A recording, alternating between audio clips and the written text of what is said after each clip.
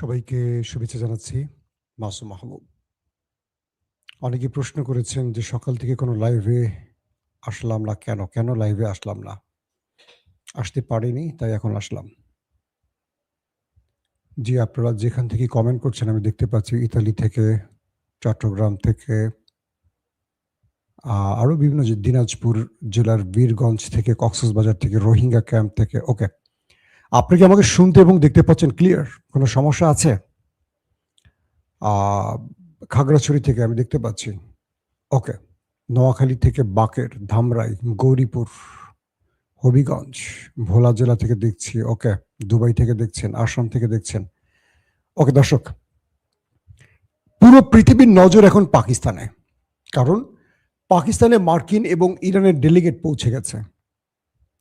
ইরানের পক্ষ থেকে এসছেন স্পিকার বাকির গালিবফ, পররাষ্ট্রমন্ত্রী আব্বাস আরাকচি সহ একটি প্রতিনিধি দল। নেতৃত্ব দিবেন স্পিকার বাকির গালিবফ। মার্কিন যুক্তরাষ্ট্র থেকে এসছেন ভাইস প্রেসিডেন্ট জেডি ভেন্স, ট্রাম্পের উপদেষ্টা ভার্সেস তার মেয়ে জামাই মানে জামাতা জেরার্ড কুশনার, রয়েছেন স্টিভ উইটকফ।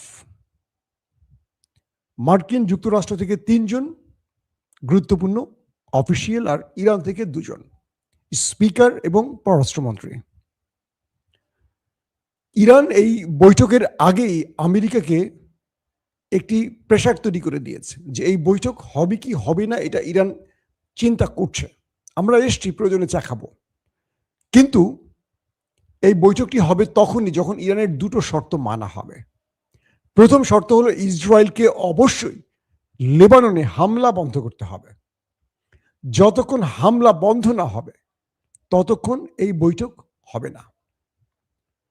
ইতিমধ্যে পাকিস্তানের প্রধানমন্ত্রী শাহবাজ শরীফ, ফিল্ড মার্শাল আসিফ মনির, পররাষ্ট্রমন্ত্রী এবং স্বরাষ্ট্রমন্ত্রী মহসিন নকভি, যত রকম হাই অফিসিয়াল পাকিস্তানে আছেন তারাও এই বৈঠকের যারা ডেলিগেট 2 দেশ থেকে এসছেন তাদের সাথে সাক্ষাৎ করেছেন। এই মুহূর্তে শাহবাজ শরীফের কি বলবো দুপুরের খাবারের আমন্ত্রণে আছেন এই 2 পক্ষ। বলা হচ্ছে এর পরের সেশনটি হবে ফিল্ড মার্শাল আসিফ মনিরের ডিনার অথবা নেক্সট কোনো খাবার মেনু।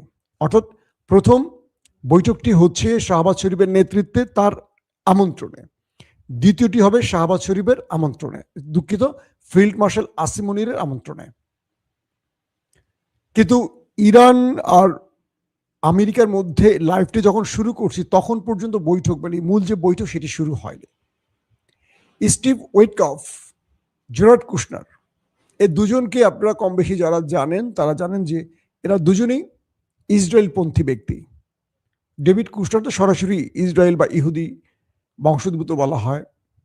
ট্রাম্পের জামাতা, ট্রাম্পকে এই বিষয়ে সবচেয়ে বেশি টেনে আনছেন তিনি। তবে মার্কিন যুক্তরাষ্ট্রের 3 জন যে ব্যক্তি, একজন হলো জেডি ভেন্স, স্টিভ উইটকফ এবং জেরার্ড কুশনার, এই 3 জনের মধ্যে 2 জনই হলেন ইসরায়েলপন্থী, উইটকফ এবং কুশনার। জেডি ভেন্স তিনি ইসরায়েলপন্থী নন এবং এই যুদ্ধের শুরু থেকেই তার বক্তব্যে মনে হয়েছে তিনি যুদ্ধের পক্ষের লোক নন। তবে সাম্প্রতিক তার বক্তব্যটি একটু এলোমেলো হয়েছে বা ট্রাম্পের পক্ষে চলে গেছে, যেহেতু ট্রাম্পের তিনি ভাইস প্রেসিডেন্ট। ভার্জিনিয়ায় ট্রাম্প পা রাখলেন আজকে। সেখানে সাংবাদিকরা তাকে প্রশ্ন করলেন ইরানের কাছ থেকে আপনি কি চান, কারণ ইরান ইতিমধ্যে 10টি শর্ত জুড়ে দিয়েছে আমেরিকাকে। কিন্তু আমেরিকা নিজস্ব মানে তারা এরকম লিখিত কোনো শর্ত এখনো দেয়নি। বিভিন্ন সময় প্রেস কনফারেন্সে তারা অনেক কথা বলেছে। তো এই মুহূর্তে মানে ট্রাম্পের লেটেস্ট সবচেয়ে লাস্ট যে বক্তব্যটি পেলাম, তিনি বিমানবন্দরে নেমে হাঁটা শুরু করলেন। সাংবাদিকরা ভার্জিনিয়া তাকে প্রশ্ন করেছে যে আপনি ইরানের কাছ থেকে কি চান। তিনি বলছেন নো নিউক্লিয়ার ওয়েপন, অর্থাৎ ইরানকে কোনোভাবে পারমাণবিক শক্তিধর হতে দেবে না বা ইরান কোনোভাবে পারমাণবিক শক্তিধর হতে পারবে না, এটি আমেরিকার শর্তের 99%। তার মানে আমেরিকার এই বক্তব্যটি দিয়ে আমরা 2টো বিষয় ক্লিয়ার হয়ে গেছে যে ইরান যে 10টি শর্ত আমেরিকাকে দিয়েছে এর মধ্যে ইরান কোথাও বলেনি যে আমরা নিউক্লিয়ার বোমা বানাবো। আর আমেরিকা বলছে নো নিউক্লিয়ার ওয়েপন। কে বলছেন? President Trump. তার মানে যদি এই আলোচনাটাকে স্থায়ীভাবে একটা ভিত্তি দেওয়ার চেষ্টা করা হয় তাহলে সম্ভব। কারণ ইরান যে 10টি চুক্তি করেছে তার মধ্যে বলা আছে তারা শান্তিপূর্ণ নিউক্লিয়ার প্রজেক্ট এগিয়ে নেবে। সেটা কি? বিদ্যুৎ, স্বাস্থ্যসেবা মানে চিকিৎসা সহ যেগুলো প্রয়োজনীয় বিষয় সেখানে। ইরান কিন্তু একবারও বলেনি যে আমরা নিউক্লিয়ার বোমা বানাবো। তার মানে ট্রাম্প যে শর্তটি দিয়েছে ইরান এক বাক্যে মেনে নেবে যে আমরা আমেরিকার দাবিটি 100% রক্ষা করবো যে আমরা নিউক্লিয়ার বোমা বানাবো না। কারণ এটা ইরান ঘোষণা দিয়ে বানাবে না। ইরান যদি বানায় চাইলে বানায় ফেলছে এতদিন, এখন শুধু টেস্ট করা বাকি। আর যদি ইরান না বানিয়ে থাকে তাহলে বানিয়ে ফেলবে। এটা আমেরিকাকে বলে করে কিছু করা লাগবে না, কারণ বানিয়ে ফেলার পর আর আমেরিকা কিচ্ছু করতে পারবে না। এটা লুকোচুরি করে বানাতে হবে, এটা ঘোষণা দিয়ে বানাবে না। তাহলে আমেরিকা ইরানকে আর কোনো শর্ত দিচ্ছে না আপাতত, লাস্ট ট্রাম্পের বক্তব্য অনুসারে। ইরান চাইছে কি? ইরান চাচ্ছে বেশ গুরুত্বপূর্ণ যেগুলো, এক, তাদের রাষ্ট্রে যে হিট করেছে, যুদ্ধ চলছিল 40 দিন, সকল ক্ষতিপূরণ।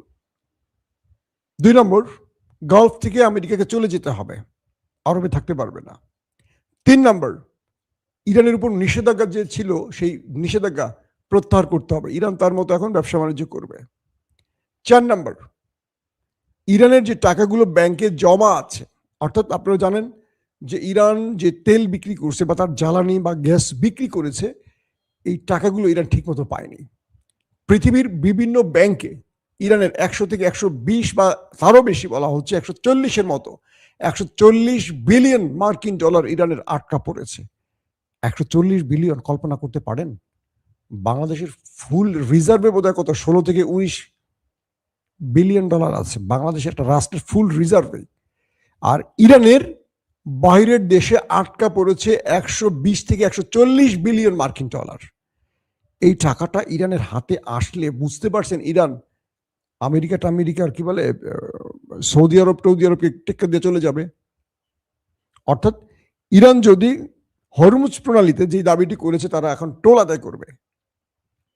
প্রতি বছরে ইরান প্রায় ধরে নিলাম একদম কম 100 থেকে 150 বিলিয়ন মার্কিন ডলার আয় করবে প্রতি বছর। এটা এক্সট্রা আয় তাদের, মানে এই আয়টা তাদের কিচ্ছু করতে হবে না, শুধু হরমুজ প্রণালীতে বসে থাকবে, জাহাজের থেকে টোল নেবে, এটা যোগ হয়ে যাবে ইরানের। তার মানে ইরানের অর্থনীতি ঘুরে চলে যাবে, অন্যদিকে চলে যাবে এখন।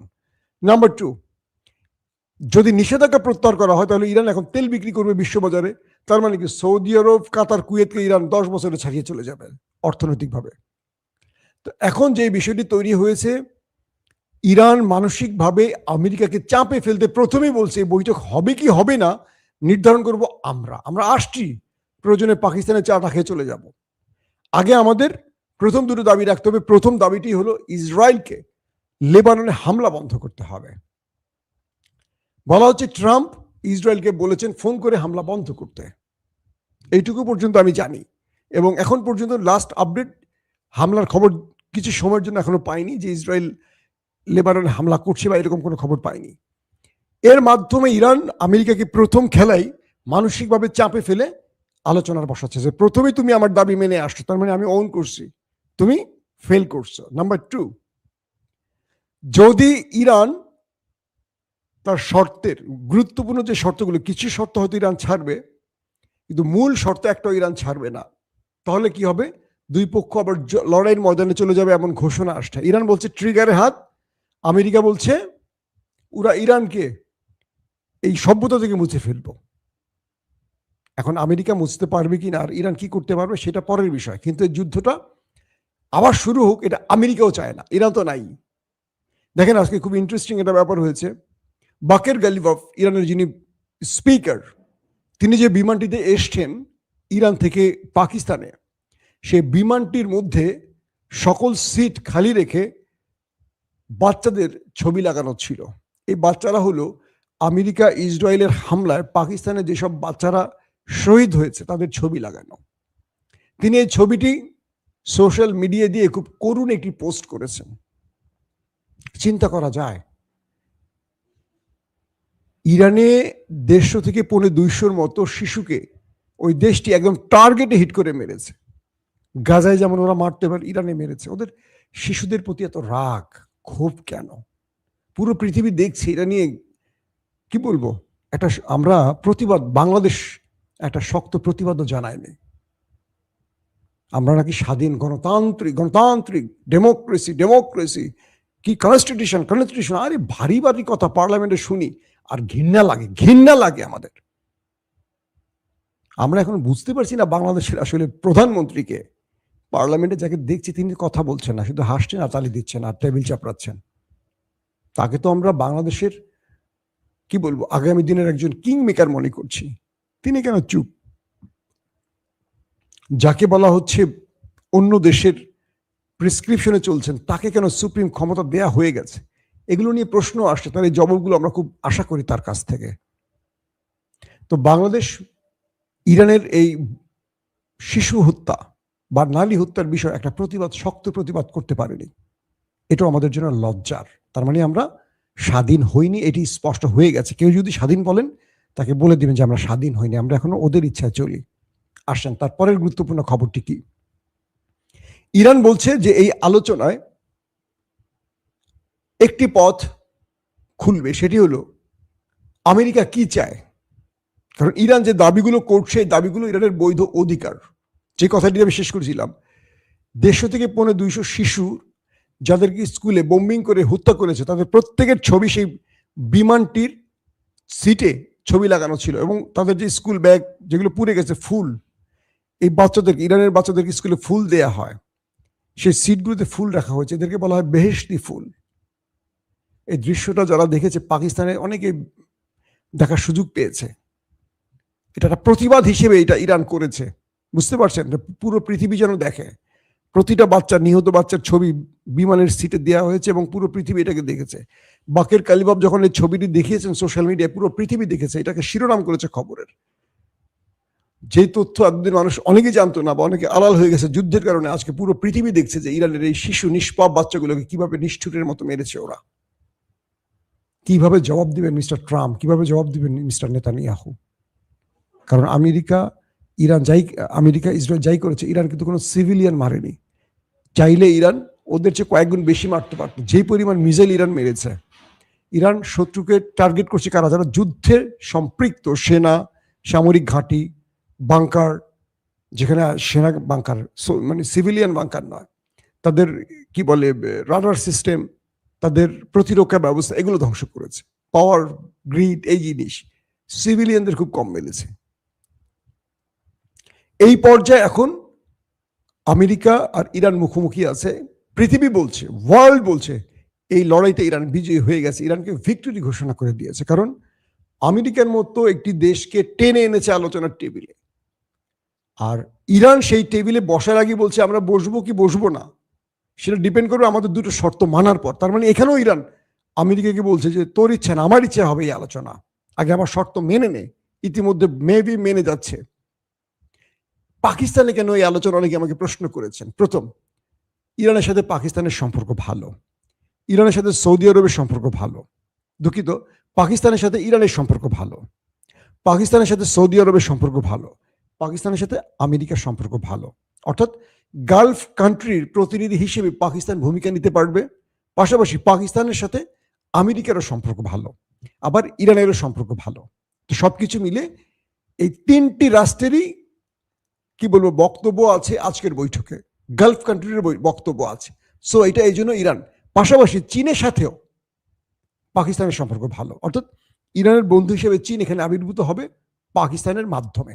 ক্লিয়ার? আপনারা বুঝতে পারছেন? অর্থাৎ একমাত্র দেশ পাকিস্তান যারা আমেরিকা এবং ইরানের মিত্রদের সাথে সম্পর্ক বজায় রেখেছে, এবং এই একটি বৈঠক পাকিস্তানকে পৃথিবীর কাছে আবার নতুনভাবে একটি গ্রহণযোগ্য রাষ্ট্র হিসেবে পরিচিত করছে। পাশাপাশি ভারত কিছুটা চাপে পড়ে গেছে এরকম একটা বড় সিদ্ধান্ত নিতে না পারায়, তাদেরকে কেউ এটাকে মানে গুরুত্ব দিয়ে গ্রহণ করেনি বলে। এখন যে বিষয়টি তৈরি হয়েছে, মার্কিন 3 হাই অফিসিয়াল, দুজনই হলেন ইসরায়েলি মিত্র। একজন একটু আলাদাকে জেডি ভেন্স, বাকের গালিবাফ এবং আব্বাস আরাকচি, দুজনই খুব মাথাওয়ালা লোক। কিছু আলোচনা আসছে ইরানের গণমাধ্যম থেকে যে ইরান 10টির মধ্যে 2-1টা তো ছাড় দেবে, কিন্তু ইরান এখান থেকে যে মূল টার্গেট যেগুলো ইরানের মূল 3 থেকে 4টি গুরুত্বপূর্ণ ইস্যু, এখানে যদি একটিতেও মার্কিন যুক্তরাষ্ট্র নারাজি দেয়, ইরান এই আলোচনা থেকে ফিরে যুদ্ধের ময়দানে চলে যাবে। এবং পৃথিবী চাইছে এই আজকের আলোচনা থেকে একটা সমাপ্ত হোক বা কিছু হোক। দর্শক, আমরা যখনই শুরু হয়ে যাবে দুই দেশের আলোচনা এবং ভালো রেজাল্ট আসবে, আমরা আপনাদেরকে লাইভের মাধ্যমে জানিয়ে দেব। এখনকার মতো বিদায় নিচ্ছি। প্রত্যেকে ভালো থাকবেন। আল্লাহ হাফেজ। ওপেন দাইস মানে সত্যকে সত্য বলা, মিথ্যেকে মিথ্যে বলা। আমরা শোনা কথা নয়, চোখে যা দেখি তাই বলি।